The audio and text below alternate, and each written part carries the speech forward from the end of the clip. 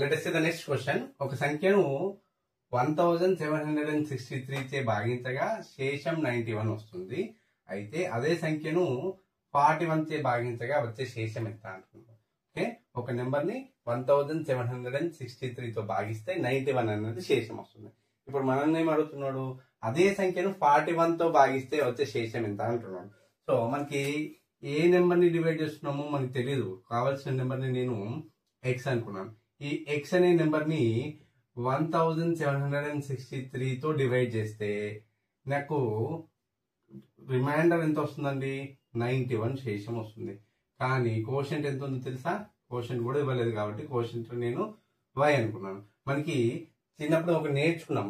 Okay, ఏంటది, dividend is equals to divisor into quotient plus remainder. By using this number x is equals to 1763 into quotient y plus 91 అనొచ్చు.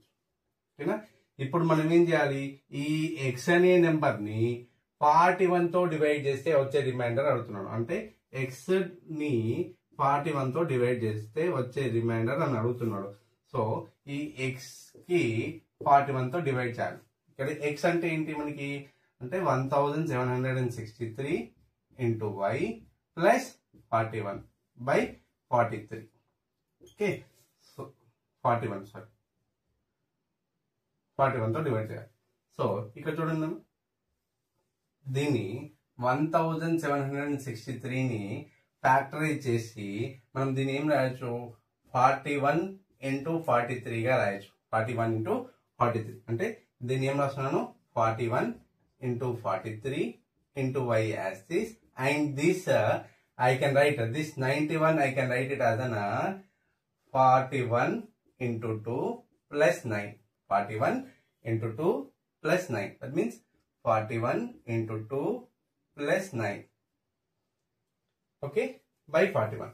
If I take this 41 as a common in the numerator part, see this 41 of 43y plus 2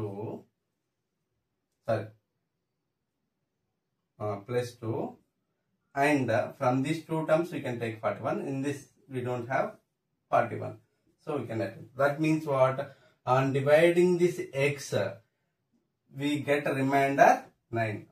Okay, అంటే ఈ 41 x ని 41 తో divide చేస్తే మనకి వచ్చే quotient ఎంత అంట, 43 into y plus 2.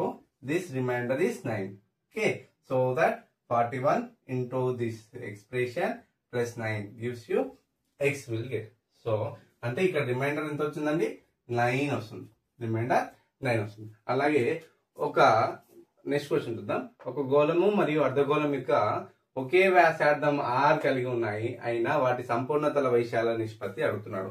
ఓకే, గోళం యొక్క సంపూర్ణతల వైశాల్యం, గోళం యొక్క సంపూర్ణతల వైశాల్యము 4πr², 4πr². అండ్ అర్ధగోళం యొక్క సంపూర్ణతల వైశాల్యం ఏంటి, 3πr².